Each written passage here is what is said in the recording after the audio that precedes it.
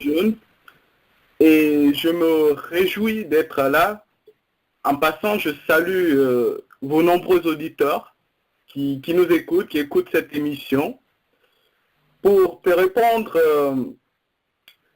je, je ressens un sentiment de fierté, mais pas forcément un sentiment d'achèvement d'une mission. Je suis, vous l'avez déjà rappelé, dans votre propos introductif, je suis encore étudiant, j'ai encore un chemin à faire, je suis jeune, et donc pour le parcours qui a été déjà effectué, je ne peux que m'en réjouir, mais je suis rassuré que il y a encore d'autres combats à mener, il y a encore d'autres démarches à faire pour non seulement finaliser ces parcours, mais pour justement arriver au but pour lequel nous travaillons, pour lequel nous étudions. Ok. Merci beaucoup donc, Monsieur Haba Maxime. Alors, vous avez un très bon parcours, c'est vrai. Alors, comment vous allez pour nous définir le leadership? Parce qu'on vous considère comme un leader. Comment allez-vous définir pour nous le leadership? Alors, moi, j'ai une conception personnelle du leadership. Je me définis déjà comme je suis adepte, si je peux me le permettre, je suis adepte du leadership, mais un type particulier de leadership qui fait un mélange savant entre différents leaderships. Je me définis comme un leader visionnaire. Un leader visionnaire, c'est un guide fédérateur qui inspire et partage généreusement un feu sacré. Un leader visionnaire, c'est l'archétype, en effet, du leadership tout court. C'est quelqu'un qui, déjà, impulse une vision et permet, en effet, aux personnes qui l'accompagnent, aux personnes qui sont à côté, d'intégrer la vision. Mais au-delà, justement, de permettre une fédération autour de la vision, un leader visionnaire permet ou agit pour motiver les personnes auprès de lui. Donc, je suis leader, je me considère comme leader visionnaire, mais mon leadership, la particularité, c'est que j'instille à ce leadership visionnaire une dose d'humanisme. Je suis donc leader visionnaire humaniste, mais surtout réaliste. Réaliste dans le sens où ma vision s'inspire, où ma vision tire son existence et sa substance de la réalité de ma société, de la réalité que je vis. Donc oui, je me considère comme un leader, mais un leader visionnaire, humaniste et réaliste. Ok. Alors, c'est un peu donc pour nous dire ce qui vous distingue des autres leaders. Mais aujourd'hui, quelle est votre particularité? Dans votre leadership, la particularité, c'est quoi à part cette vision? Alors, la particularité dans mon leadership, je pense que c'est déjà la vision. La vision, c'est elle qui crée la particularité sur le terrain. La vision diffère. Lorsque la vision diffère d'une personne à une autre, forcément, les applications de cette vision-là vont créer cette différence entre les personnes. Donc moi, je pense que la particularité de mon leadership, c'est que je ne me considère pas comme un chef, je ne me considère pas seulement comme un chef de file, c'est-à-dire quelqu'un qui dirige, mais je me considère comme étant quelqu'un non seulement qui dirige, mais qui amène d'autres jeunes, qui amène d'autres personnes à voir, à mettre en place déjà les moyens qu'il faut pour accéder à un but bien donné. Donc je pense que cela est une particularité qu'il faut noter. Il faut noter dans le leadership. Et comment vous faites cela? Quelles sont vos stratégies donc? Comment vous faites? Alors, mes stratégies, comment je le fais? C'est déjà pour être quelqu'un qui impulse une vision, il est important de croire en soi. Donc, la confiance en soi, c'est le fondement, moi je pense que c'est le socle de toute personne qui estime ou qui s'estime, je ne vais pas dire dépositaire, mais qui s'estime comme une personne pouvant frayer un chemin dans un groupe. Il faut croire en soi. Et donc, c'est là important, cela trouve sa traduction dans la vision qu'on peut avoir. Donc, je pense que le moyen que j'utilise le plus, c'est la confiance en soi et c'est le fait, justement, d'estimer qu'on est capable, qu'on a déjà les moyens qu'il faut pour accéder à quelque chose de précis. C'est-à-dire donc que vous aidez aussi les autres à garder cette confiance-là, n'est-ce pas, en eux. Et vous les poussez, n'est-ce pas, non seulement à adhérer à votre vision, mais en ayant aussi confiance en eux. C'est ça? Justement, c'est ce que je vous ai dit d'entrée de jeu. C'est important. Ok. Alors, si nous devons aujourd'hui parler de leadership, beaucoup pensent aujourd'hui en leadership que les gens tiennent toujours, ou les gens ont toujours des références. Et vous, aujourd'hui, quelles sont vos références en la matière? Alors, quelles sont mes références en la matière en tant que leader? Je reviens, je vais toujours souffrir que je revienne sur ma vision du leadership, puisque ça me permet en effet de faire d'autres développements qui ne sont que des déductions de cette vision. Alors, mes références, d'abord, je suis nourri quotidiennement, mais quotidiennement par les personnages bibliques déjà. Moi, je considère par exemple Moïse comme un leader visionnaire. Un leader visionnaire du fait justement qu'il a conduit dans les passages, lorsqu'on prend je ne vais pas rentrer dans les détails des passages bibliques, mais lorsqu'on prend la Bible, on voit que Moïse a conduit tout un peuple. Il avait une vision. Il voulait mener un peuple vers une destination précise. Et cette vision-là a été consolidée dans le fait que Moïse, justement, avait confiance en lui. Donc, oui, je suis inspiré quotidiennement par les personnages bibliques, dont Moïse, et parmi mes contemporains, forcément, il y a des incontournables. Hein. Il y a des incontournables comme Gandhi, comme Nelson Mandela. Ce sont des incontournables. Ce sont des personnes qui m'inspirent aussi quotidiennement.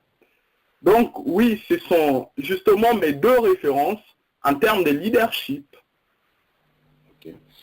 Ok, donc je rappelle à nos auditeurs qu'ils sont bien dans leur émission La Tribune des Leaders. La Tribune des Leaders, c'est une émission des programmes de la radio de la Troisième Dynamique qui passe tous les samedis lorsqu'il est 20h30 GMT. Et aujourd'hui, comme invité, nous avons M.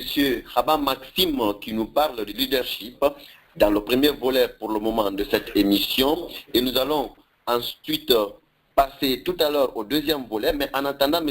Khaba Maxime, lorsqu'aujourd'hui nous parlons de leadership, croyance, Dieu, développement, selon vous, quel est le rapport? Parce qu'on voit en vous que vous avez un leadership qui a un peu des fondements aussi spirituels. Dites-nous le rapport entre leadership et spiritualité. Alors, le rapport entre leadership et spiritualité, le rapport n'est pas forcément apparent. Je pense que le rapport se situe dans l'aspect humaniste qu'on peut tirer et utiliser pour conforter l'information. Contactez Je suis en train de dire dans mes propos qu'un leader, ce n'est pas simplement, par exemple, dans une entreprise. Un leader, ce n'est pas simplement quelqu'un qui a une vision. Un leader, ce n'est pas simplement quelqu'un qui dirige. Mais un leader, c'est quelqu'un aussi qui prend en compte cette dimension humanitaire. Cette dimension humanitaire, et lorsque celle-ci est prise en compte, ça nourrit déjà toutes les visions que le leader aura. C'est-à-dire, la vision du leader ne va pas se fonder sur son moi. C'est-à-dire, le leader ne va pas voir son nombril, il verra le groupe qui est là et ça permettra ou ça contribuera à un vivre ensemble commun, à un bien-être collectif. Moi, je pense que ces côtés humanitaires, on peut l'avoir de la religion. La religion peut permettre à un leader de pouvoir ajouter à son leadership une dose humaniste. Voilà, c'est en cela que je peux faire un rapport entre la religion et le leadership. 78, 64.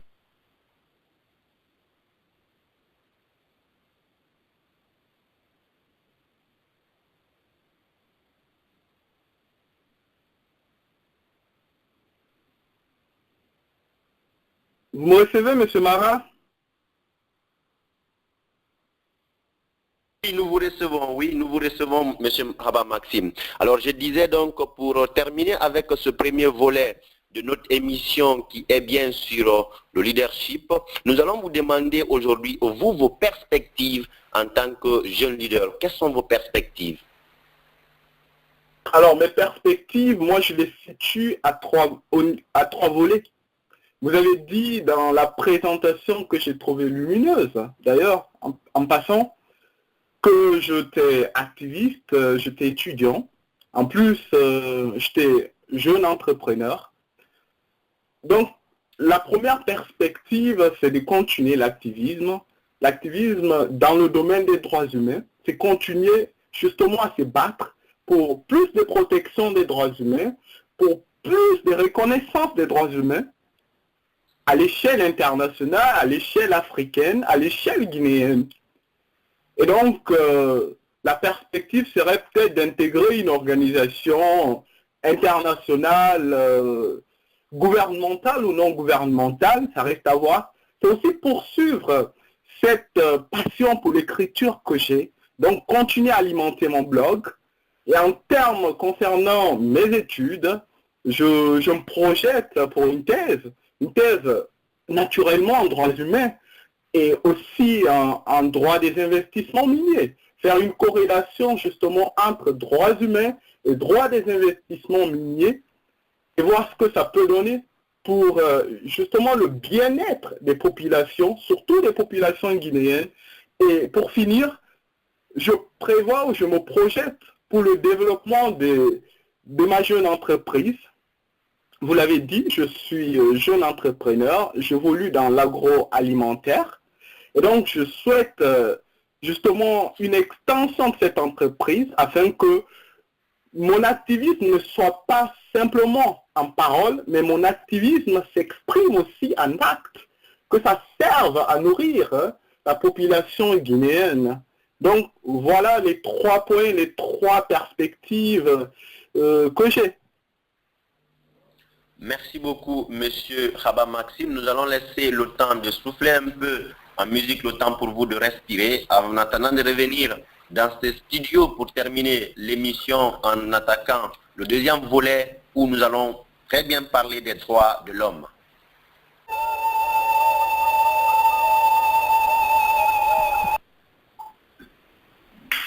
Liberté d'expression, liberté d'opinion, leadership. Bienvenue sur la radio de la 3e dynamique, la tribune des leaders, une émission hebdomadaire, un plateau et une véritable ronde des leaders. Faire parler les jeunes leaders guinéens, faire écouter les jeunes leaders. C'est tous les samedis à partir de 20h45 heure de Conakry.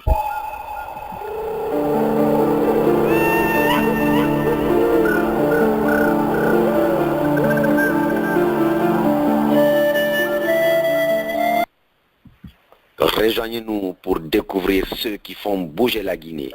Rejoignez-nous et discutez avec ceux qui guident, ceux qui brillent, ceux qu'on apprécie. Parlez de leur parcours, leurs challenges, leurs références, leurs perspectives. Voilà notre but.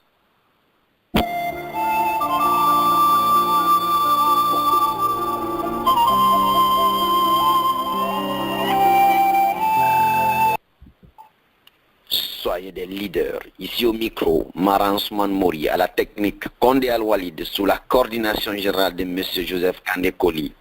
Restez branchés. Pour rejoindre cette émission, cliquez juste le lien ou laissez-nous un commentaire. la radio de la troisième dynamique, la voix de la jeunesse.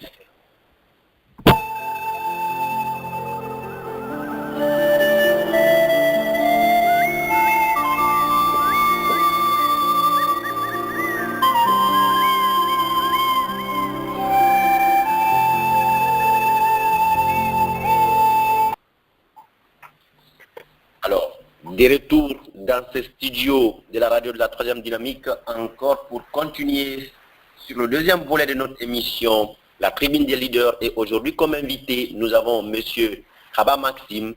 Khaba Maxime, je le rappelle bien, c'est un jeune leader guinéen du côté de la France. Il est ambassadeur jeune de l'UNICEF. Il est aussi ambassadeur pays des prix jeunesse de la francophonie. Et il est également activiste des droits de l'homme avec Amnesty Jeunes International du côté de Bordeaux, avec un cycle primaire très très brillant, un cycle secondaire aussi brillant, qui a été sanctionné par un baccalauréat en 2013 au lycée d'excellence professeur Alpha Condé, une licence de 3 à l'université Hassan II de Mohamedia, c'est au Maroc, et il est aujourd'hui encore en fin de cycle de Master 2 du côté de l'Université de Bordeaux en droit public fondamental. Et parallèlement à ses études, Maxime Khaba a aussi participé à plusieurs activités associatives avec l'association bien sûr des stagiaires et étudiants guinéens du côté du Maroc, à Seguim, et il a aussi pris part aux activités de la Confédération des étudiants et stagiaires africains du côté du Maroc, la Sésame, et il est aujourd'hui jeune blogueur, jeune entrepreneur et aussi jeune leader, activiste ensuite, et donc le jeune a un parcours très brillant. Aujourd'hui, il est notre invité et avec lui, nous parlons de leadership. C'était dans le premier volet déjà. Nous attaquons le deuxième volet de notre émission. Il s'agit bien des droits de l'homme. Monsieur Khaba Maxime, vous êtes là? Oui, je suis présent.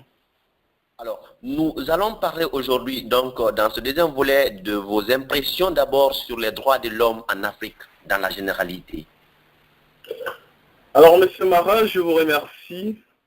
Vous savez, lorsqu'on me pose cette question, c'est avec beaucoup de pessimisme et aussi beaucoup d'optimisme que je réponds à cette question.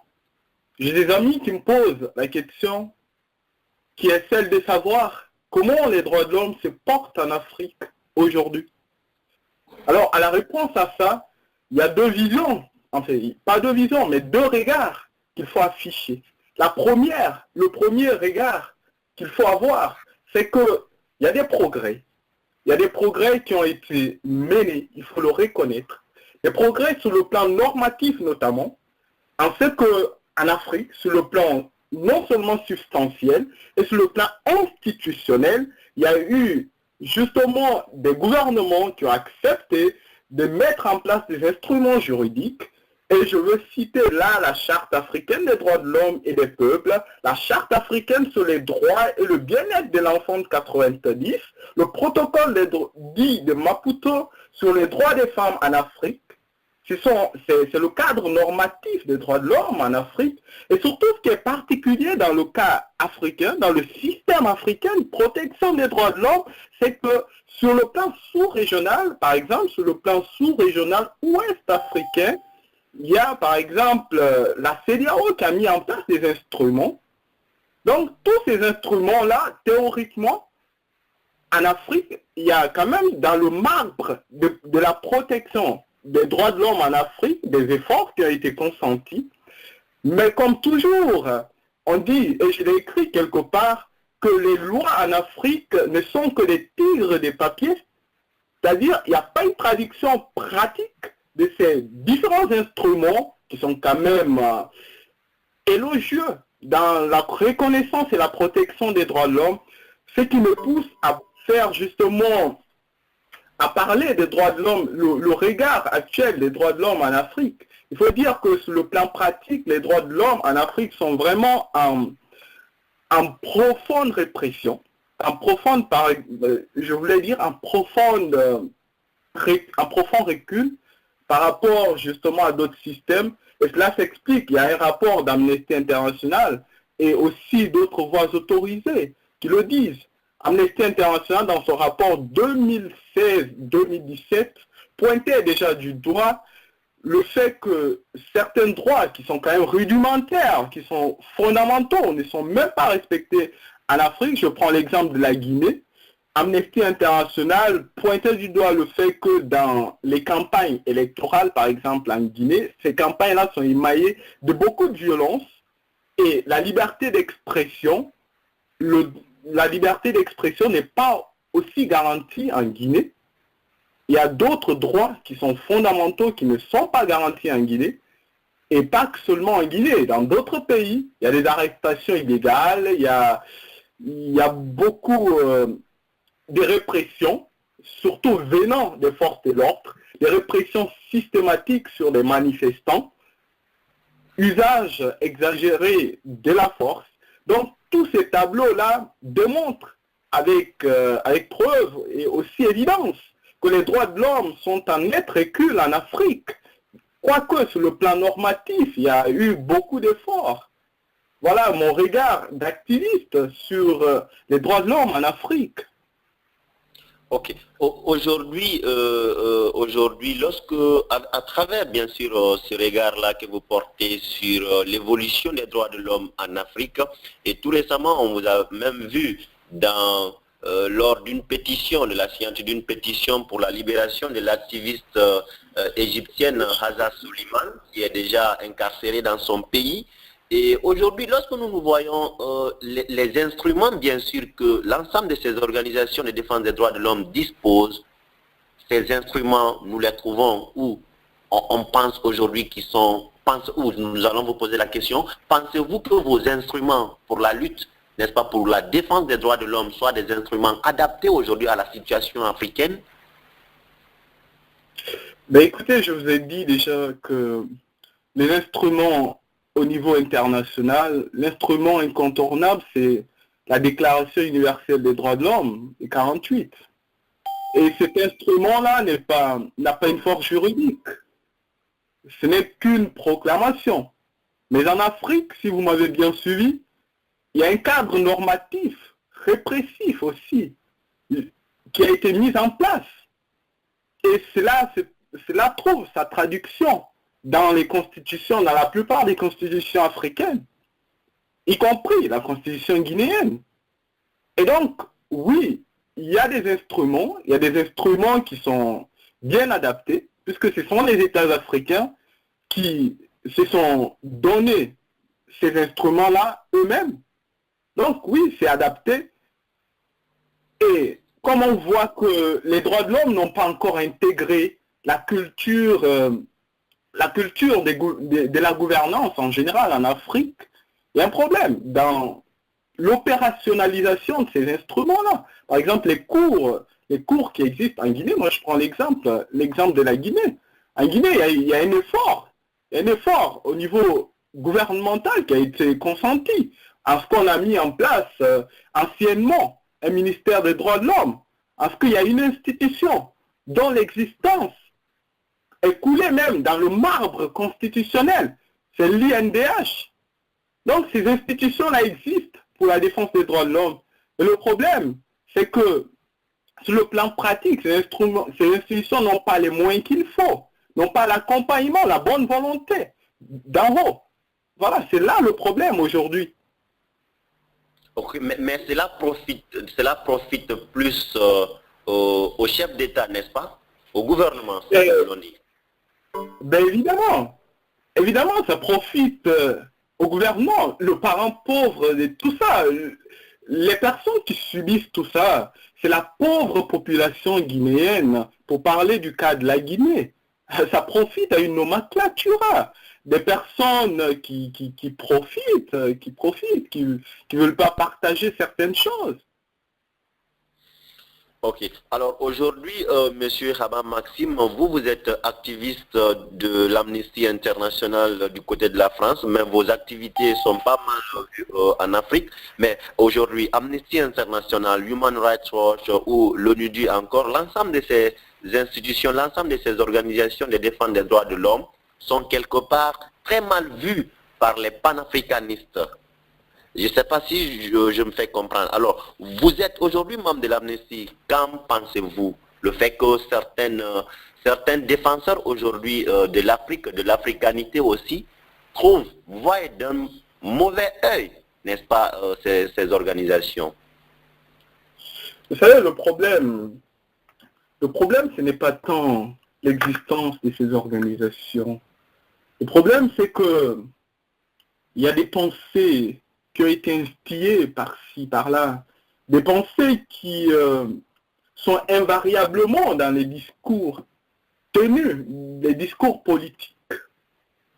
Et ces institutions, notamment Amnesty, c'est une ONG internationale. Le but d'Amnesty, c'est simplement aider à l'application de la Déclaration universelle des droits de l'homme. Amnesty fait la promotion et la protection des droits de l'homme. Et donc, je ne vais pas dire totalement que les critiques qui sont faites à l'endroit de ces organisations-là, certaines ne sont pas fondées. Je pense notamment au financement. Il y a généralement, moi j'ai écouté les intellectuels, certains intellectuels avec lesquels j'ai échangé, qui me disaient que ces organisations sont, disons-nous, sont des instruments des puissances occidentales en vue de pouvoir justement intégrer ou de pouvoir, j'allais dire, de ne pas respecter la souveraineté nationale des pays africains. En cela, ce n'est pas totalement vrai. Il y a certaines organisations qui sont, c'est vrai, qui sont quand même à la commande des puissances occidentales, puisque ce sont elles qui financent ces organisations-là. Mais il y a d'autres qui sont sincères dans leur mission, qui sont sincères dans la protection des droits de l'homme. Donc, on ne peut pas, je pense, mettre sous la même enseigne le fait que toutes les organisations internationales de défense des droits humains sont à la commande d'une puissance étrangère quelconque. Voilà. Okay. Alors, je rappelle donc à nos auditeurs que nous allons bientôt libérer donc l'antenne, le temps pour eux de pouvoir poser leurs questions. Il est ici dans ce studio, 21h passées de 14 minutes. Nous allons continuer avec notre émission avant de libérer l'antenne. Monsieur Abba Maxime, lorsque nous lisons bien sûr votre biographie, on voit que vous êtes bien sûr, ou même à vous entendre, on voit que vous êtes bien engagé pour vraiment une Afrique qui puisse être aujourd'hui développée, une Afrique qui puisse être émergente. Vous êtes bien l'auteur d'un mémoire d'études qui s'intitule « De la moralisation du comportement des agents publics et analyse comparative du contexte de l'éthique dans les fonctions publiques en République de Guinée et au Royaume du Maroc » qui a été publié aux éditions Munich Green Verlag en 2016. Et vous êtes également l'auteur d'articles comme cumul des mandats en droit français. Alors, dites-nous en tant qu'auteur, bien sûr, de ce mémoire-là, lorsque vous regardez aujourd'hui la vie publique guinéenne, quels sont, n'est-ce pas, quel est votre constat? Quel est le constat que vous faites aujourd'hui de la vie publique guinéenne? Alors, M. Marin, je te remercie déjà de cette question. Mon regard sur la vie publique guinéenne, c'est un regard assez pessimiste. C'est un regard d'une personne outrée, d'une personne offusquée. Quand je vois la vie publique en Guinée, je vois la société guinéenne en général, je relève une crise des valeurs. On a une crise des valeurs dans notre gouvernance. C'est-à-dire que le problème en Guinée, ce n'est pas les mesures qu'on prend, ce n'est pas les politiques publiques qu'on adopte. Le problème, c'est un problème d'homme.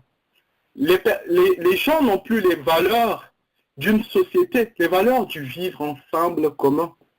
Et ces valeurs d'une société qui veut avancer, d'une société qui veut réaliser les grandes choses, sont des valeurs de patriotisme, sont des valeurs d'amour d'amour pour son compatriote, d'amour pour son pays. Et je constate que cet amour-là n'existe pas. Et on a pensé dans l'instinct collectif de chacun que le droit pouvait permettre justement d'aboutir à une certaine gouvernance qu'on voit dans notre pensée. Or, le droit ne peut pas. C'est pourquoi, justement, dans ces mémoires-là, j'ai parlé d'éthique. On a un problème de valeur, un problème d'éthique. Il faut qu'au-delà des règles juridiques, que chacun fasse un sursaut personnel pour, justement, agir, non pas pour les intérêts personnels, mais pour les intérêts de la nation. Donc, mon regard sur la gouvernance actuelle porte simplement sur les hommes, les gouvernants en général, les administrateurs en particulier, ne voient plus l'intérêt de la Guinée. Ils travaillent pour eux-mêmes, ils ne travaillent pas pour les Guinéens. Je ne rentre pas dans le détail des mesures, des politiques publiques, puisque toute politique publique, je le disais tantôt, n'a de fondement que ces valeurs-là. Et c'est ce qui manque aujourd'hui en Guinée. Voilà.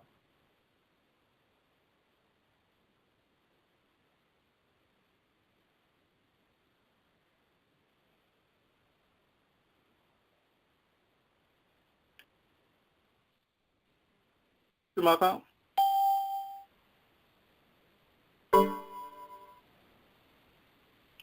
Allô, monsieur Marin?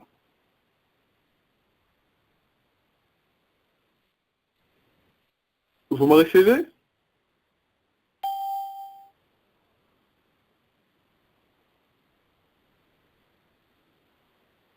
Allô, monsieur Marin?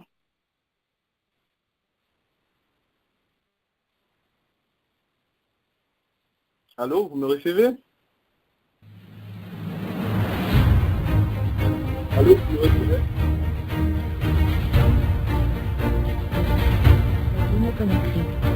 La Guinée-Conakry, par ses immenses ressources naturelles, est placée comme le château d'eau de l'Afrique de l'Ouest et deuxième producteur de la bauxite dans le monde. La troisième dynamique est un mouvement qui se trouve en Guinée-Conakry, dont le siège est situé à Lambagne. La troisième dynamique est un cadre de concertation permanente et une plateforme sociopolitique pour la défense des droits des citoyens et le renouvellement de la classe politique actuelle par la nouvelle génération. Pour plus d'informations, contactez-nous. Allô, monsieur Haba Maxime, vous me recevez? Oui, je vous reçois très bien, monsieur Marin. Ok, je disais donc que vous avez fait un article où vous avez dit que l'impunité en Guinée, les solutions ne sont pas loin, mais moi je trouve cela aujourd'hui ici, donc les solutions ne sont pas loin. Qu'est-ce qui fait donc le problème, les solutions? D'abord, quelles sont les solutions et en quoi leur applicabilité fait problème? D'accord, je te remercie encore une fois. Dans cet article, j'ai justement indiqué que les solutions n'étaient pas loin. La réponse que j'ai donnée suite à cela, suite à ce postulat-là, c'est que les solutions, c'est d'abord nous, ensuite la loi. D'abord nous, je reviens encore une fois sur les valeurs. La loi ne peut pas nous changer. Moi, je ne suis pas pour cette conception légaliste de la société. La loi, c'est un outil qui peut nous permettre d'accéder à certaines choses, à un bien-être, au développement, par exemple. Mais la loi ne peut pas changer un comportement enfoui en nous. Une loi ne peut pas pousser les Guinéens à s'aimer. Il faudrait un sursaut personnel. Il faudrait que les Guinéens comprennent, pour reprendre les termes du ministre Gassama, qu'il y a un truc, il y a quelque chose de plus grand que tous les Guinéens, c'est la Guinée. Et lorsque chacun aura intériorisé cette idée-là, je pense que la loi aura toute son effectivité et toute sa force. Donc oui, les valeurs, il faut qu'on revoie les valeurs. Ça commence par les familles, ça commence par la société, ça commence par les programmes éducatifs.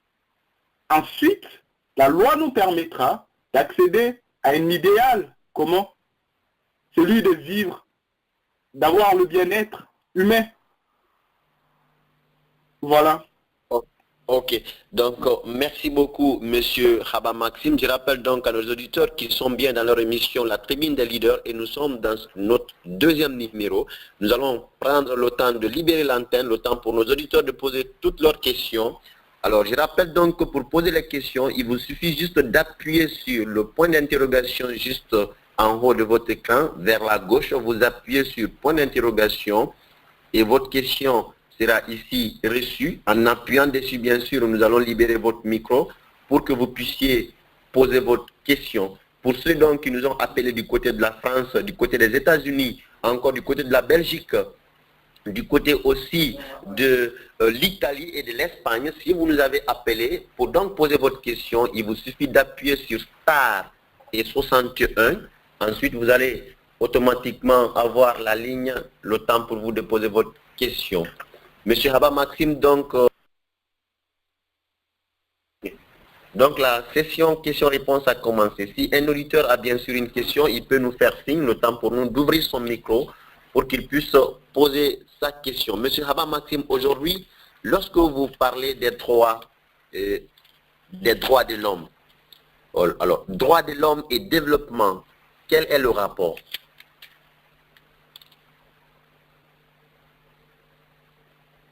Allô? Ok, je crois que nous avons perdu notre invité pour le moment. Il est là, ok. Allô, monsieur Haba Maxime, vous êtes là? Oui, je suis là.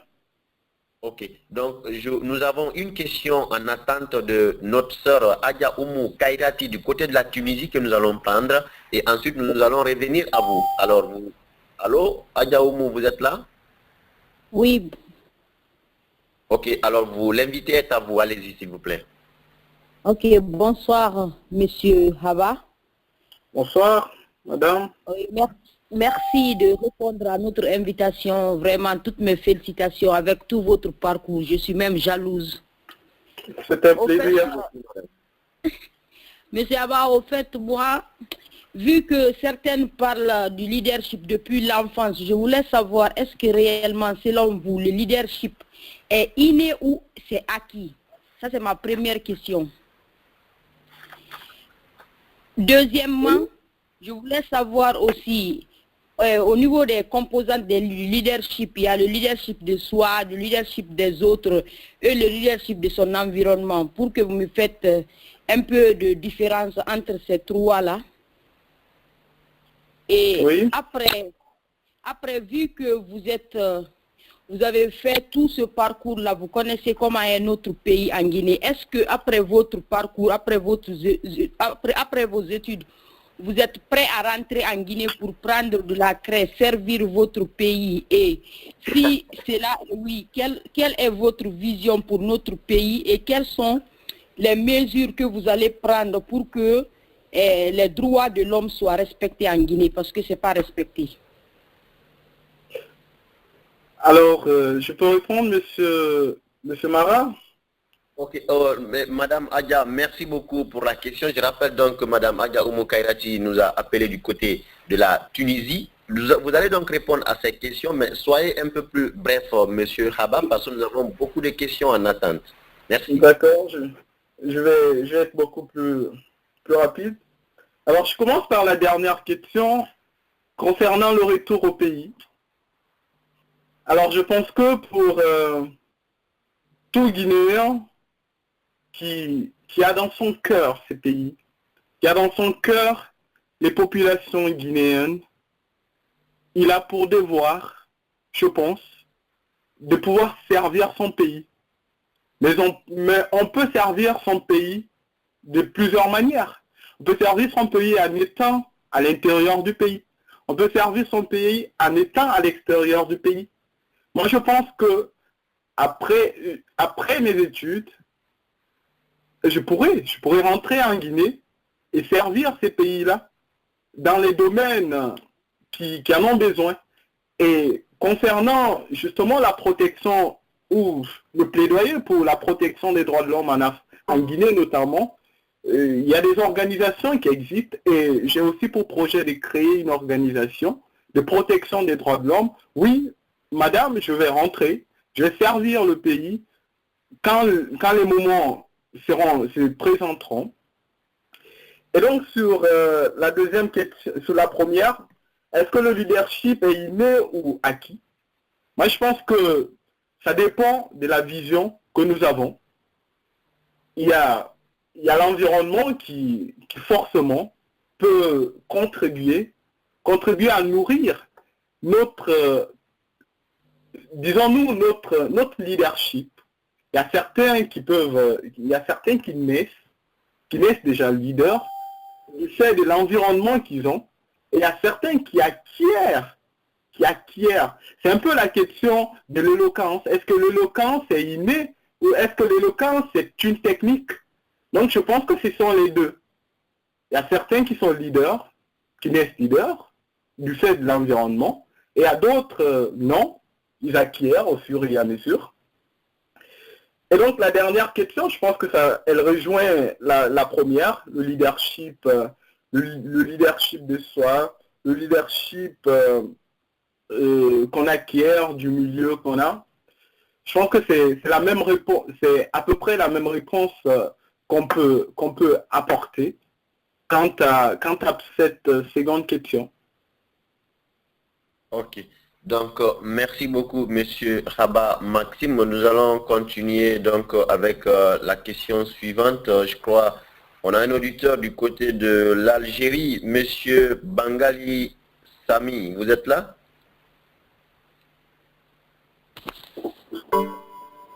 Allô, Monsieur Bangali, vous êtes là? Ok, je crois qu'il n'a pas donc le retour. Nous allons voir si M. Haba Kiamou Bogola du côté du Ghana est bien en ligne. M. Haba, allô, vous êtes là?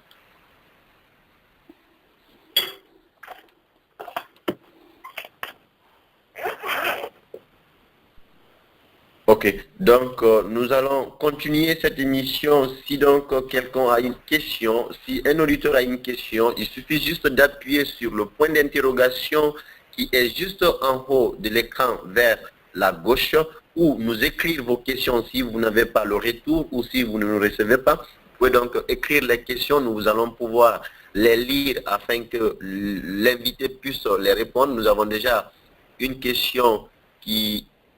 il y a M. Haba du côté du Ghana qui nous écrit. Je vous écris de Dakar. Je voudrais remercier l'invité pour la qualité de son exposé. Alors, M. Haba Maxime, c'est un autre frère Haba qui vous remercie depuis Dakar. Allô, M. Haba Maxime, vous êtes là? Oui, je suis là. Ok, donc c'est un frère du côté de Dakar qui vous remerciait pour votre brillant exposé. Merci. Ok, donc si les auditeurs ont des questions, ils peuvent toujours continuer à appuyer, n'est-ce pas, sur le point d'interrogation. Pour ceux qui nous ont appelés du côté de la France ou du côté de la Belgique ou les autres pays de l'Union européenne également ou des États-Unis, vous pouvez appuyer sur star, ensuite 61 et demander, n'est-ce pas, la parole. Nous allons vous donner la parole. Monsieur Haba Maxime, nous allons continuer donc avec vous dans ce studio. Vous avez parlé tout à l'heure de l'impunité en Guinée. Aujourd'hui, lorsque nous voyons la situation actuelle de notre pays, c'est que l'impunité est là comme étant un très grand problème. Quelles sont les conséquences de l'impunité aujourd'hui? Alors, les conséquences de l'impunité, c'est simplement le fait que ça sape l'assise de la justice dans notre pays. C'est-à-dire que, vous savez, nous sommes, dans nos cultures africaines, nous sommes portés beaucoup plus vers l'exemplarité. Lorsqu'une personne agit et que cette personne ne subit pas la rigueur de la loi, la conséquence pratique est que les autres personnes à côté, dans son environnement, et ça va être un effet contaminateur. Donc les autres personnes se diront justement que oui, telle personne n'a pas été inquiétée d'un acte, donc oui, je peux agir et je ne vais pas être inquiété. Donc les conséquences pratiques, c'est que la justice ne fonctionne pas. Et lorsque la justice ne fonctionne pas normalement dans un pays, on ne peut pas aspirer à grand-chose.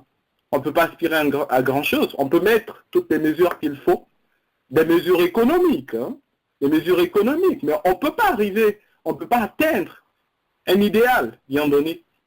D'où il est important, justement, de lutter contre l'impunité.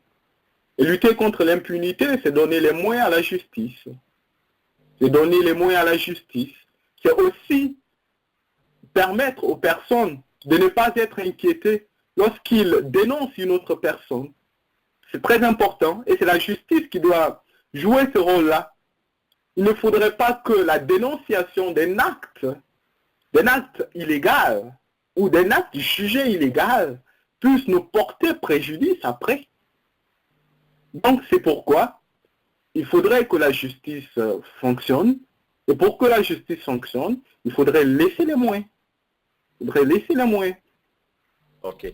Alors nous avons M. Haba Keyamou Bogola du côté de Dakar qui nous revient cette fois-ci avec sa question. Il dit ceci: ma question est relative aux solutions que propose l'invité par rapport à une transition maîtrisée en 2020. Et quel rôle devrait jouer la troisième dynamique? Je reprends. Ma question est relative aux solutions que propose l'invité par rapport à une transition maîtrisée en 2020 et quel rôle devrait jouer la troisième dynamique? Alors la troisième dynamique, je vous rappelle, M. Haba Maxime, que c'est un mouvement socio-politique, n'est-ce pas, qui lutte aujourd'hui pour le changement générationnel, n'est-ce pas, de la classe politique guinéenne. Alors, c'est la question de l'invité. C'est la question plutôt de l'auditeur, je m'excuse. Alors, je remercie M. Haba pour cette question. Vous savez, je commence par disons-nous, la deuxième partie de cette question qui m'intéresse beaucoup plus, c'est-à-dire l'action de la troisième dynamique pour permettre justement une transition, pour permettre une transition générationnelle, si je peux me permettre ceci.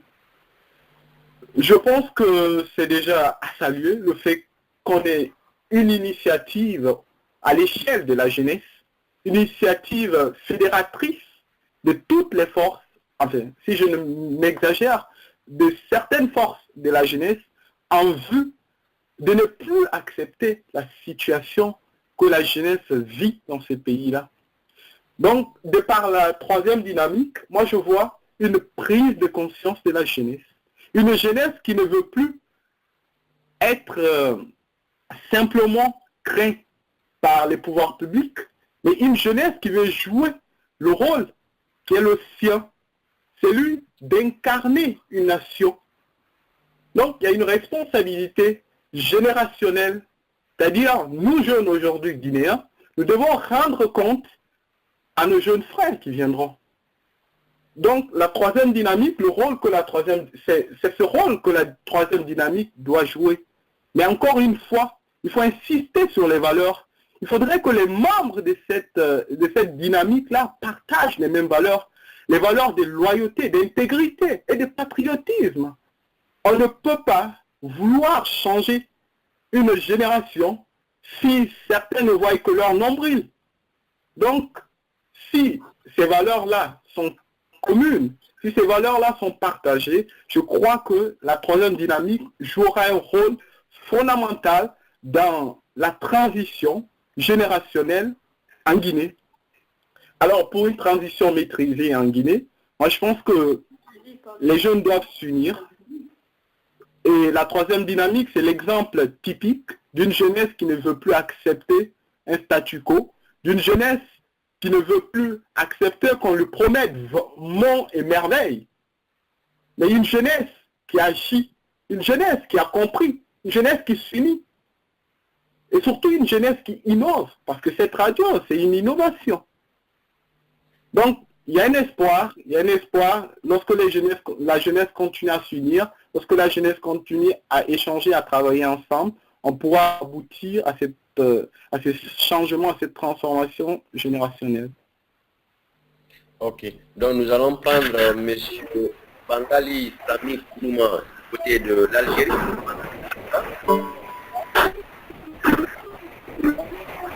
Allô, monsieur Bangali, vous êtes là?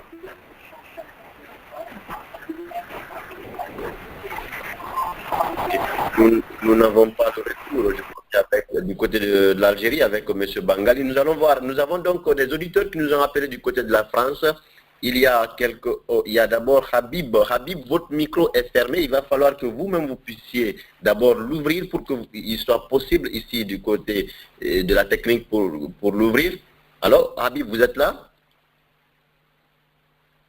Voilà. Donc, Habib, nous ne te recevons pas ici. Nous allons donc prendre nos auditeurs qui sont du côté de la France. Il y a un numéro plus 33 et à la fin 80-95. Vous êtes là? 89-95 à la fin. La France, vous êtes là, l'auditeur? Donc, je rappelle que vous... Oui, allô?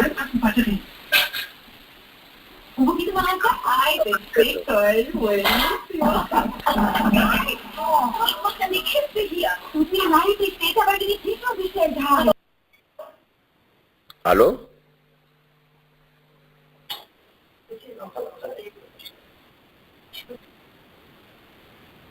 Ok, nous allons donc continuer cette émission avec notre invité. Je rappelle encore à nos auditeurs qu'il est très simple pour poser vos questions. Il s'agit juste d'appuyer sur le point d'interrogation. Ça va nous signaler ici. Et si vous avez appelé avec un numéro téléphonique, dans ce cadre-là, vous devez appuyer d'abord sur star et ensuite 61. Monsieur Habib Diallo, vous êtes là? Allô? Diallo Habib, vous êtes à l'antenne.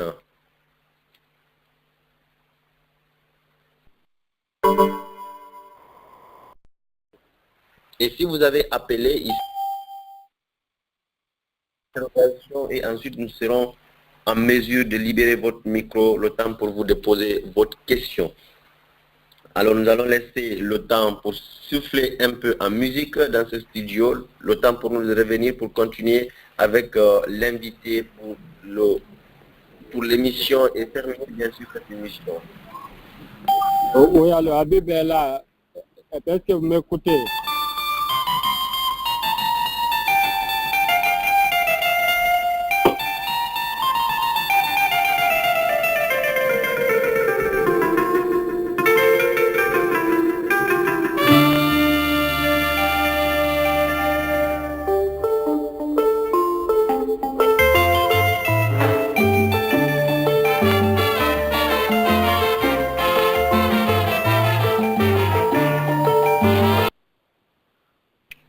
Oui, monsieur Habib, vous êtes là?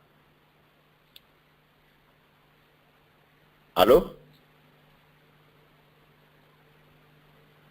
Habib, il faut que vous-même vous puissiez libérer votre micro afin que vous... Oui, allô? Al-Walid? Allô, Al-Walid, vous êtes là?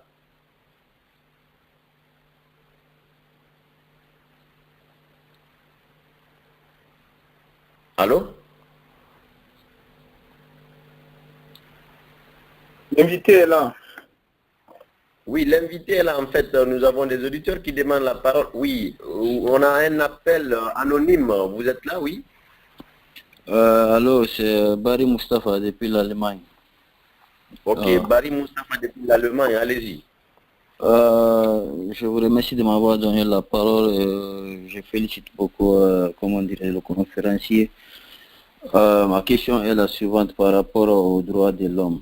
À part les dénonciations des organisations de la défense des droits de l'homme, quelle autre alternative de sanctions il y a pour remédier à ces violences qui sont...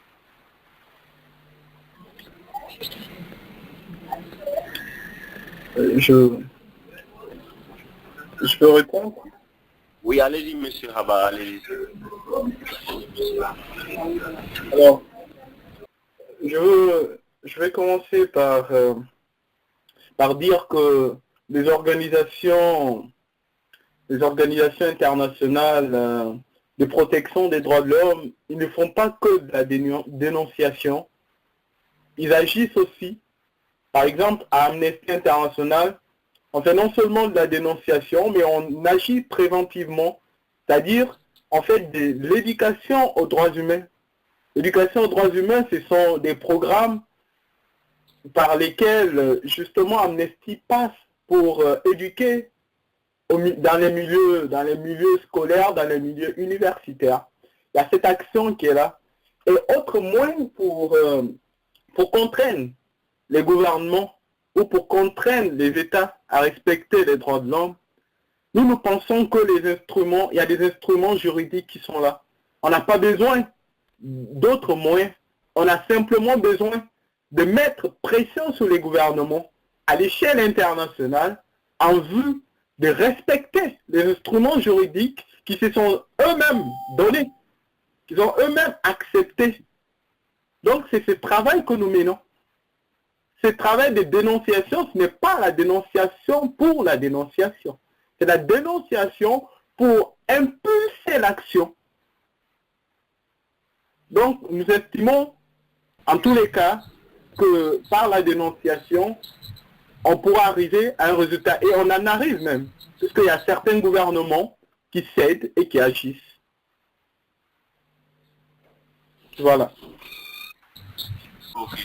Donc, je rappelle qu'il est ici 21h passées de 44 minutes dans ce studio de la radio de la 3e dynamique. Juste quelques minutes ne sais pas de la fin de cette émission. Nous avons quelques auditeurs qui nous ont envoyé leurs questions par écrit. Il y a donc M.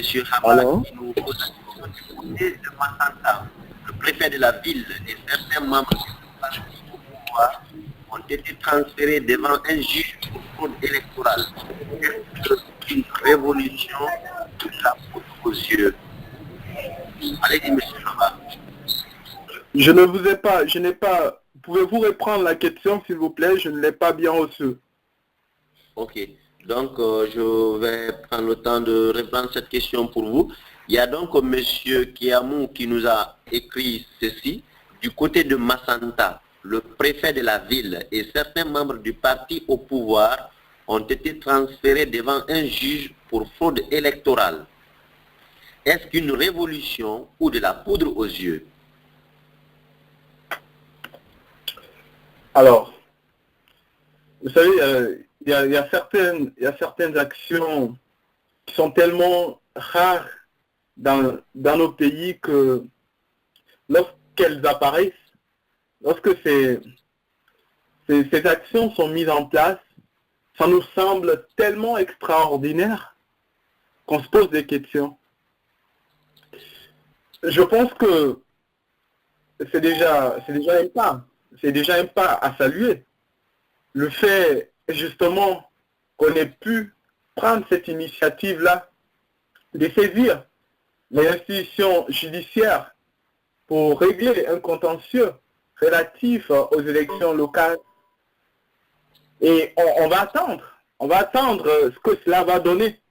Mais ce que je peux relever déjà dans cette action, c'est que c'est une avancée vers plus de respect de nos textes juridiques, vers plus de respect de certains principes qui ne sont que des rudiments, qui ne sont que des rudiments. Le principe selon lequel nul n'est au-dessus de la loi. Ce principe est tellement extraordinaire dans notre pays que on s'étonne de certaines choses qui ne méritent pas d'avoir tout l'aura qu'on crée autour. Donc je pense que c'est une avancée. On va être patient pour voir ce que cela va donner. Ok. Il y a M. Al-Walid du côté de la France qui nous pose cette question. Pensez-vous que cette justice pourra changer seulement avec le moyen et non par les compétences et une bonne volonté réelle? Je n'ai pas encore bien reçu la question. Alors, le temps pour moi de juste couper le micro. Habib, vous êtes là? Oui, je suis là. Ok, allez-y pour le moment, allez-y. Ok, merci, je remercie beaucoup M. Haba. Nous avons tous rêvé de ce parcours arrêt, mais malheureusement, comme il l'a si bien dit, que la nature est à notre faveur, parce que la nature aussi fait partie de la réussite. Hein. Donc, à cela ne tienne. Je lui remercie très bien. Il a expliqué le peu que moi j'ai entendu, en tout cas, parce que le réseau n'est pas si fiable là. Bon, moi j'aimerais demander à M. Haba, parce qu'il a tant fait allusion à un sursaut personnel, l'une des solutions, hein, pour que pour agir, c'est-à-dire positivement à notre pays, quoi. Bon, moi, je voulais que M. Haba me dise essentiellement le sursaut là, personnel, s'il n'est pas accompagné par un sursaut populaire, est-ce qu'il peut, c'est-à-dire réussir? Ah, c'est un de deux.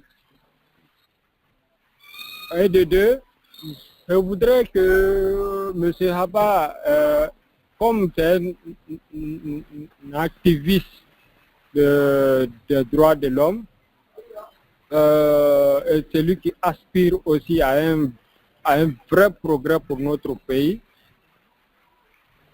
est-ce qu'il en pense aux multiples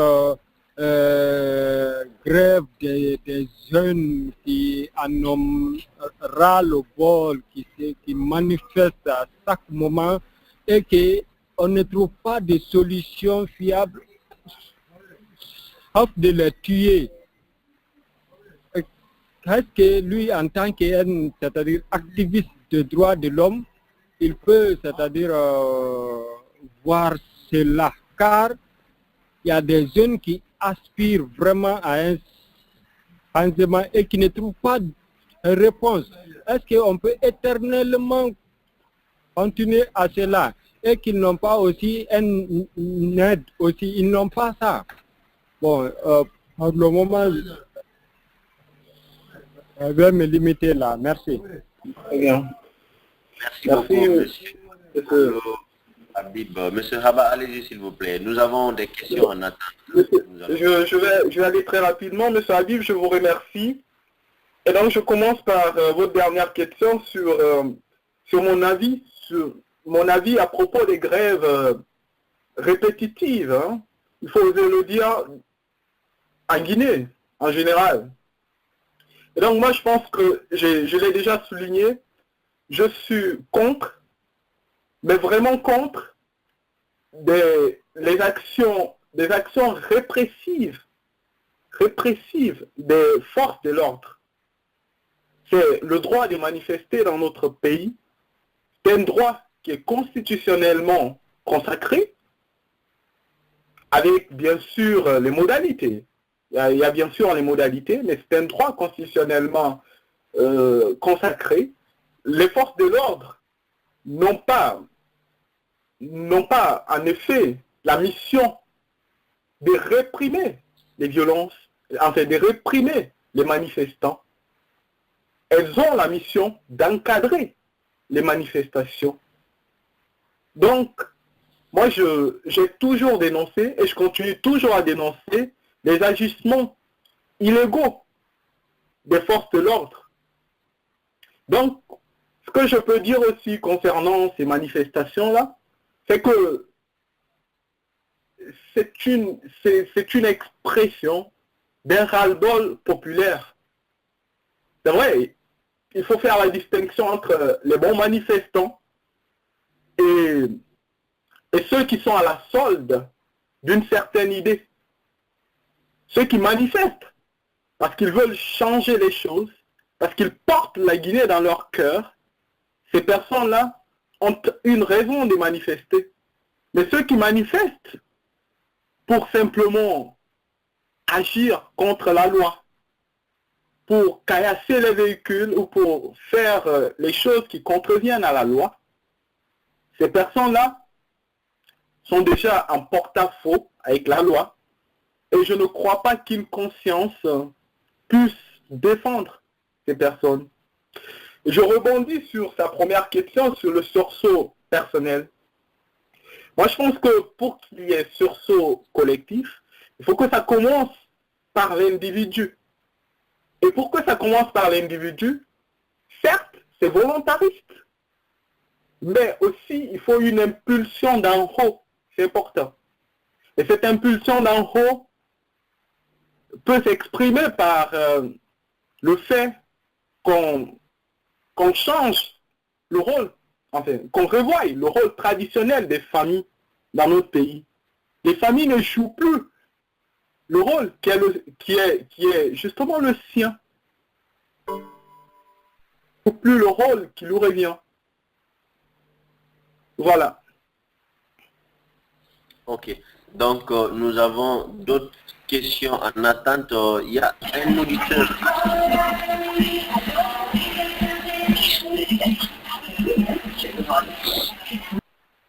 Okay. Il y a un autre auditeur, oui, allô? Ok. Nous allons donc prendre les questions qui nous ont été envoyées par les auditeurs. Il y a M. Al-Walid Kondé qui nous a envoyé ceci. Pensez-vous que cette justice pourra changer seulement avec les moyens et non par les compétences et une bonne volonté politique réelle? Alors, moi je pense que c'est cette question-là, forcément, il y a des interactions entre les parties de sa question.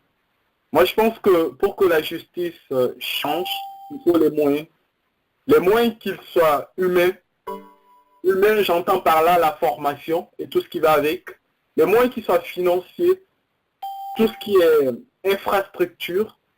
Mais pour que ces moyens-là soient alloués à la justice, il faut évidemment une volonté politique. Il faut évidemment que la justice soit considérée dans notre pays comme une priorité. Et donc, on ne peut pas parler d'allocation des moyens si la volonté politique ne précède pas. On ne peut pas parler de formation s'il n'y a pas de volonté politique. Donc, oui, il faut une volonté politique pour qu'il y ait des moyens. Et parmi ces moyens-là, il y a des moyens humains, la formation notamment. Et c'est tous ces moyens réunis qui permettra de dynamiser notre justice et de donner à notre justice une justice au service, non pas d'un pouvoir, mais au service d'une nation. Ok. Voilà. Donc, ok. Merci beaucoup donc, Monsieur Haba Maxime. Nous sommes donc à la fin de cette émission. Quel est votre mot de la fin, Monsieur Haba?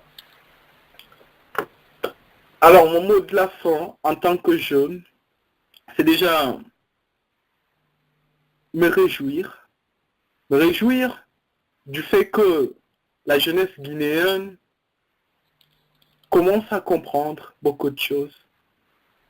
La jeunesse guinéenne commence à comprendre qu'elle constitue l'avenir de ce pays. Et surtout comprendre que l'avenir, ce n'est pas demain. L'avenir, c'est aujourd'hui. Et en cela, la jeunesse s'est réunie. La troisième dynamique en est l'exemple topique et typique. Mais cela ne suffit pas. Il faut encore une fois insister sur les valeurs. Il faut que les jeunes acceptent de voir la Guinée au-delà de tout. Il faut que les jeunes acceptent de se consacrer pour ce pays. Parce que tout simplement, on a une responsabilité générationnelle. On doit rendre les comptes à nos enfants. On doit rendre les comptes à nos jeunes frères.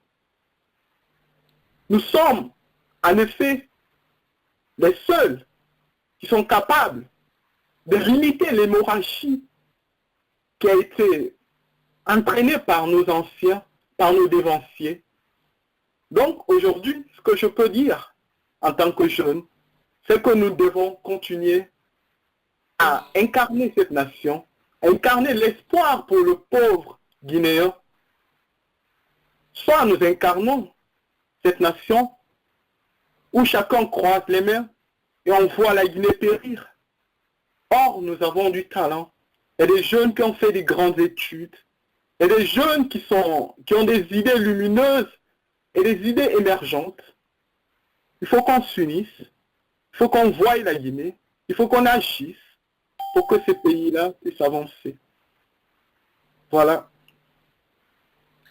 Merci beaucoup, Monsieur Haba Maxime, du côté de la France. Tout ce qui bien qui finit bien, comme le disait donc Christophe Vierbacher, le leadership est une force qui encourage les participants d'un voyage à passer de l'état de passager à celui d'acteur d'une aventure.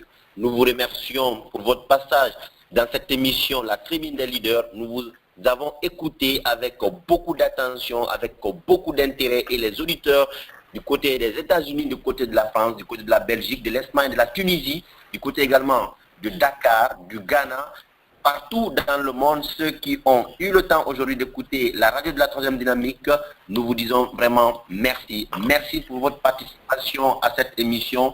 Merci pour votre passage. Le samedi prochain, on aura un autre numéro de cette émission et ça sera encore avec un autre jeune leader guinéen, un autre jeune peut-être qui va encore davantage nous émerveiller ici dans ce studio. Merci donc M. Haba Maxime, c'était tout pour aujourd'hui. Merci. C'est moi qui vous remercie. Merci, à la prochaine.